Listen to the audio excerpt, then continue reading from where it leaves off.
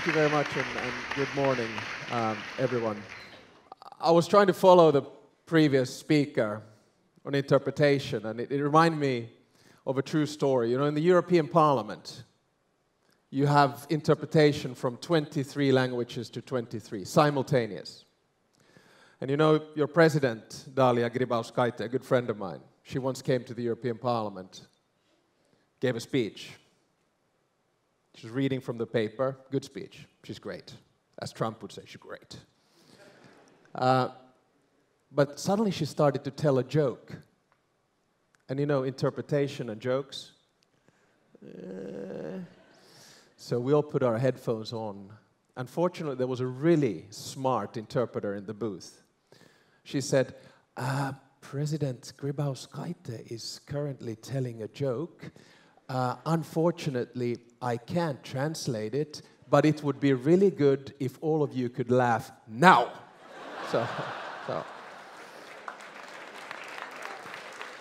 So, ladies and gentlemen, I'm Alex. I'm not a pelican. And I'm here to talk about happiness. And I'll try to give you 20 minutes of it. The title of the speech is Dream, Believe, Work Hard and Succeed. That's something that I tell my children every night before they go to bed. They're 13 and 15, and it's sort of become our little story. Obviously, those 4 words, they contain a lot. Dream, believe, work hard, and succeed. Now, what I'm going to do is have a little introduction, then give you 3 main points, and then give you 6 points about happiness. So bear with me. First idea about happiness is, you know, you could be cynical and say, you know, what the hell is a politician standing here on stage and talking to me about happiness? I mean, what's this all about? Because we all know that happiness is very personal. We get feelings of happiness from different things. But I personally feel that the pursuit of happiness is pretty much what life is all about. I mean, it's not like we want to wake up in the morning, oh shit, what a day. This just sucks. Most of us want to think, okay, let's make this a good day. Let's have a happy day. And it's also a little bit political. The previous speaker was talking about the United Arab Emirates. Yes, they have a minister of happiness. A cynic, again, would think, why do you need that? I think it's a good idea. Look at the US Constitution. Life, liberty, and the pursuit of happiness. By the way, it comes from John Locke, who said life, liberty, and the pursuit of property. But in the United States, they turned it into happiness. The big question is, you know, are countries or nations, or are we happy? There's something called the happiness index. 157 countries, all kinds of measurements and questions and things. Do you know what's the happiest country in the world? Denmark, hygge. I don't know how you can be happy with that language, but you know, that's how it goes. It's like Swedish with a hot potato in your mouth. Finland is the 5th happiest country. But do you know what makes me happy about that? Sweden is 10th. You know. Now, I have both bad news and good news for you guys.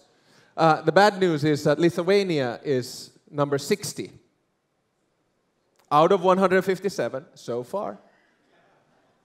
But the good news is Latvia is 68 and Estonia is 72. So yeah. And you know, after this seminar, it's just going to get better and better and better and better. So 3 points I'm going to talk about today very briefly are how to make your mind happy, how to make your body happy, and how to make your business happy. Because that's kind of why we're all here. And telegraphically, first thing, I firmly believe that there's a connection between mind and body. When you feel good inside your body, when you're not sick, when you don't have a cold, when you feel energetic, you feel happy in your mind as well. And when your mind is down, usually your body sags as well. So these two are interconnected. And I firmly believe that you need to work on both all the time. Now, the mind, obviously, is the important thing. And the big question is, how do you make your mind happy? I believe that it all actually starts from curiosity, that you have an open mind, that you want to learn something new every day. Yeah, I was in government for 8 years. Yes, I was a prime minister for a couple of years. Does this mean that I knew everything at all times? No. I learned something new every and each day.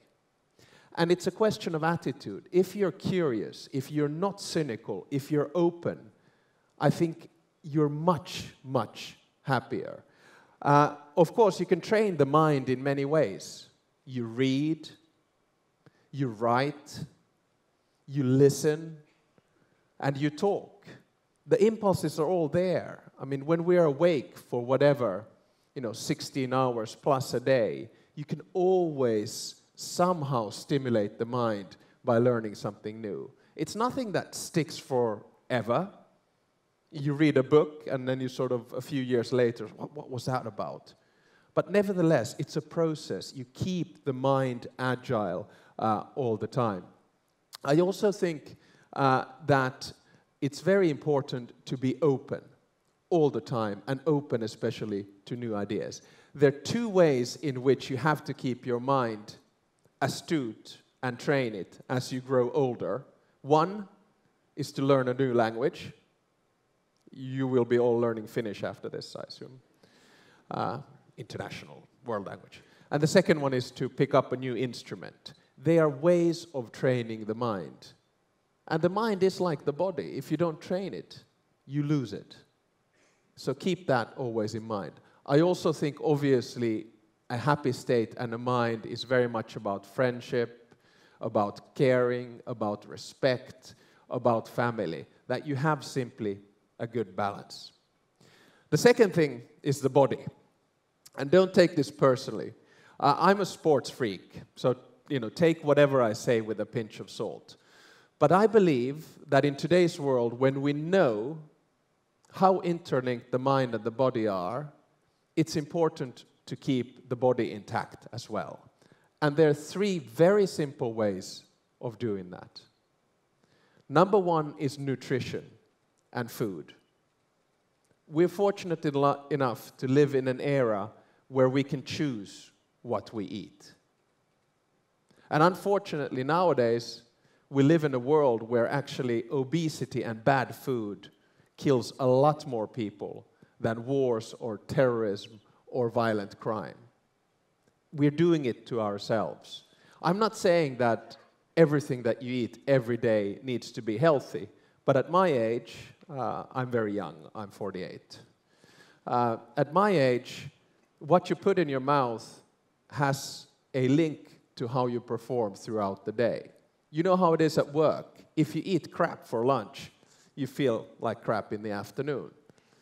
If you drink wine for lunch, you might feel good for an hour, max 2, but your working performance in the afternoon, it ain't going to be very good. So nutrition is one. Number two is rest and sleep.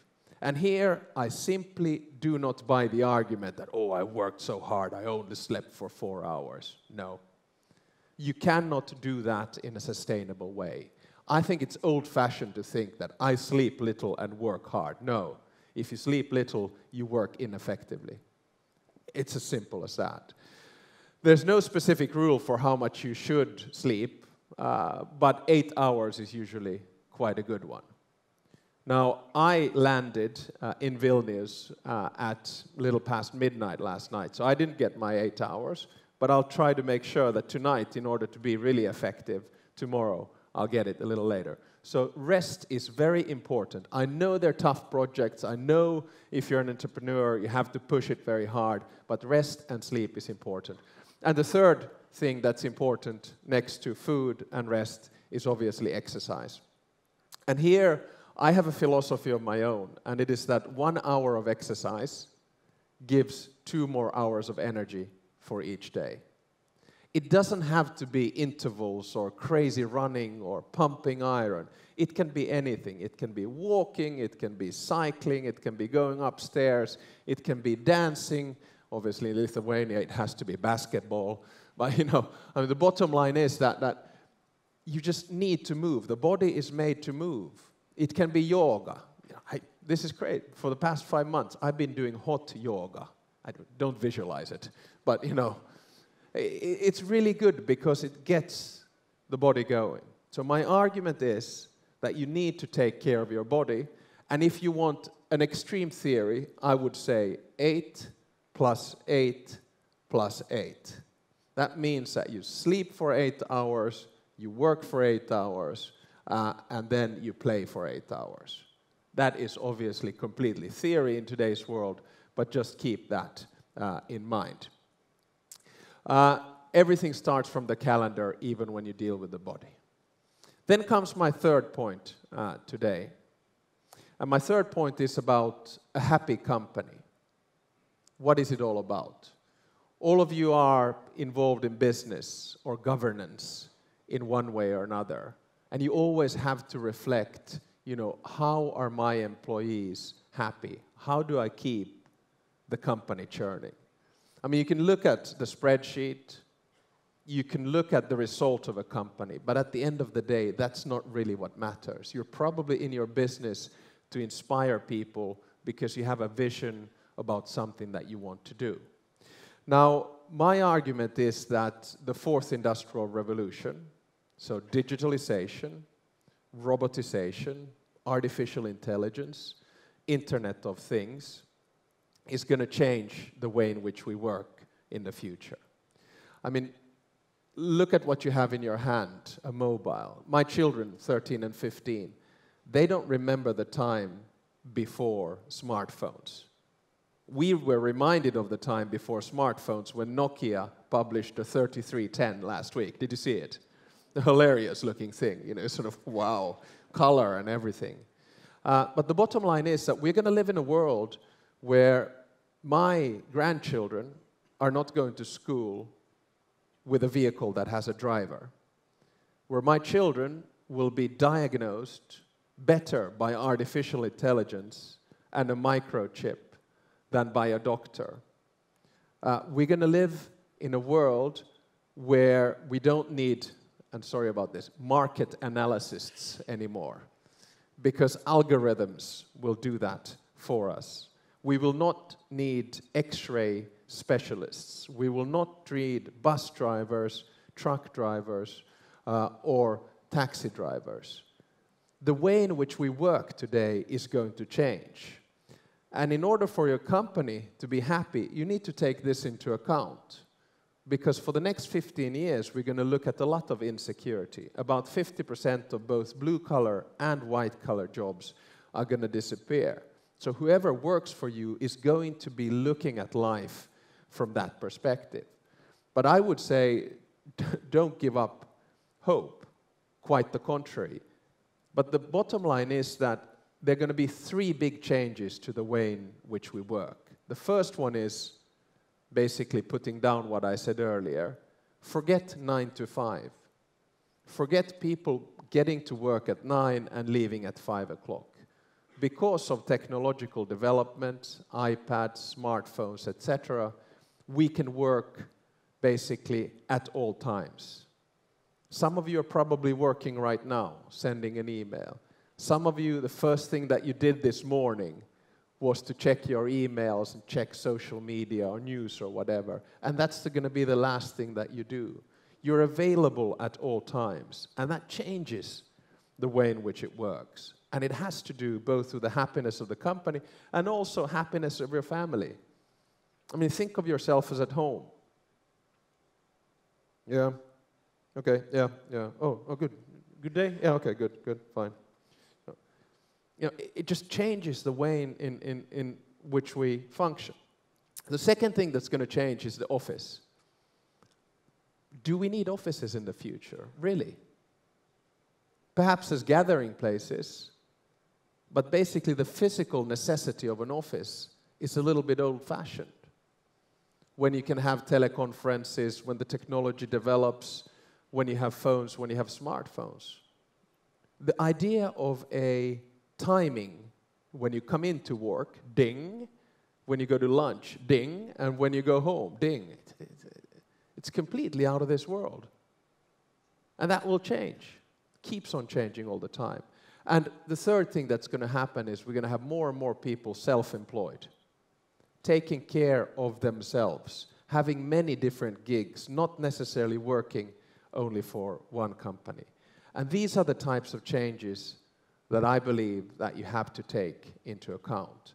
When we live in this world of increased machine influence, algorithms, and the rest of it, there's one thing that's going to stand above everything else in human contact, and that is empathy. Empathy, the way in which you treat another human being. When it becomes very easy to do everything with machines or through digitalization or artificial intelligence, when we live in a world where news does not have to be created by journalists anymore, but it's done by algorithms, or where political decisions are made smarter through artificial intelligence, the big question is what is left? And I would argue that it's empathy and emotional intelligence, the way in which you treat another human being. And that is obviously, I would argue, where happiness comes in. So ladies and gentlemen, in my remaining 4 minutes, may I give you finally, and by way of conclusion, 6 points to what I believe is a happy life. And these 6 points come from a good friend of mine who is now a late good friend of mine called Aki Hintsa. He was a Formula One doctor and has written a lot about happiness and performance. Point number 1 is general health. You know what it is? You know how it is? When we're sick, either terminally, chronically, or just for a short time, it's difficult to be happy. You can be happy, but it's difficult. So general health. Number 2 is nutrition, food, which is obviously linked to your general health. Number 3 is recovery or rest. And that means that even if you have your own business and you work 7/24, you need to recover. You need to take a break. You cannot be burning the candle from both sides and both ends. No matter how hard it is, you simply need to take a break. You need to sleep, you need to do something else. You cannot go. Believe me, when I was Prime Minister, it was hell. There's no respite whatsoever. You go, you go, you go. You wake up in the morning, you wake up in the night. There's always constant something like that. But you need a little break. You need to recover. Number 4 is mental energy and thinking. You need breaks to read, to write, to observe, to reflect, to, for instance, give a talk which formulates and organizes your thoughts. Number 5, physical activity. Exercise. You do it in any which way you like. It doesn't have to be hard exercise, but you need to be on the move. That simply gives you a lot more energy for each day. And the final 6th one, especially for us aging men, but also slightly aging women, is biomechanics. And that basically means strength, the way in which your body works and sets up. And usually, obviously, you can do a lot of things with either Pilates or weightlifting or things like that. But the bottom line is that we lose muscle mass as we age, 1% a year. And as we grow older and older and older, we go down. But you can do something to resist that. And I'm very happy that my father, who turns 82 tomorrow, he is still the chief scout of the National Hockey League here in Europe. So he's in ice hockey. He goes to the gym 4 times a week. And he is engaged to Miss Finland. But Miss Finland from 1959. So ladies and gentlemen, this is what I wanted to say to you today. Happiness is something very personal. And you can cultivate that happiness by taking care of yourself, by training your mind, by training your body, and by being present and empathetic to other people. I believe that a happy life is much more worth living than a sad life. That's why I say goodnight to my children every night with the 4 words: dream, believe, work hard, and succeed. Thank you very much.